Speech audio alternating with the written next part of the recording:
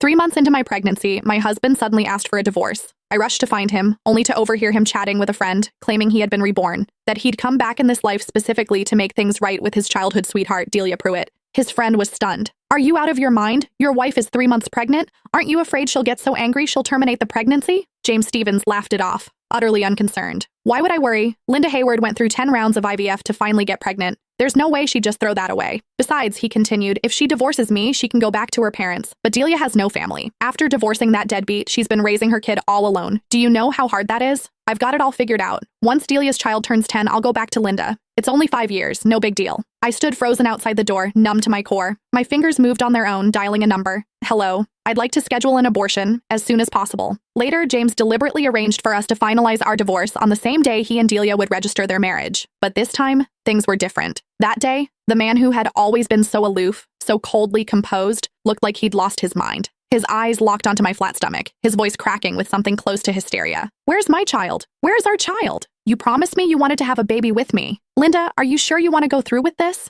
After everything you went through for this baby?" My mother's voice broke over the phone and guilt twisted in my chest. She had been the happiest person in the world when she found out I was pregnant. She knew what it had cost me, a full year of choking down bitter herbal medicine, 9 failed IVF cycles. It wasn't until the 10th attempt that I finally conceived. The moment the test results came back positive, my mother had wept with joy. She believed that with a child, James and I would finally settle into a real marriage, that he would step up, become a responsible husband, learn to put family first. But today I realized how terribly wrong we had both been. The phone rang, sharp and insistent. I answered mechanically. James's voice cut through, cold and harsh. "Linda, how much longer are you going to drag this out? Even if I can't divorce you while you're pregnant, the moment that baby is born, I'm filing immediately. And let's be real, raising a child costs money. You've done nothing but sit at home since we got married, eating my food, spending my money. All you do is a little housework, that's it. No one's going to want a woman who just gave birth and comes with a brat attached. You have no income, no prospects. When the time comes, you won't get to keep the child. You won't get to keep me. You'll have nothing." Every word dripped with contempt. He reduced everything I'd given to this marriage, every sacrifice, every exhausting day, to nothing. And he called my baby a brat. It felt like a blade dragging across my heart, slicing it open all over again. "James." My voice came out quiet, steady.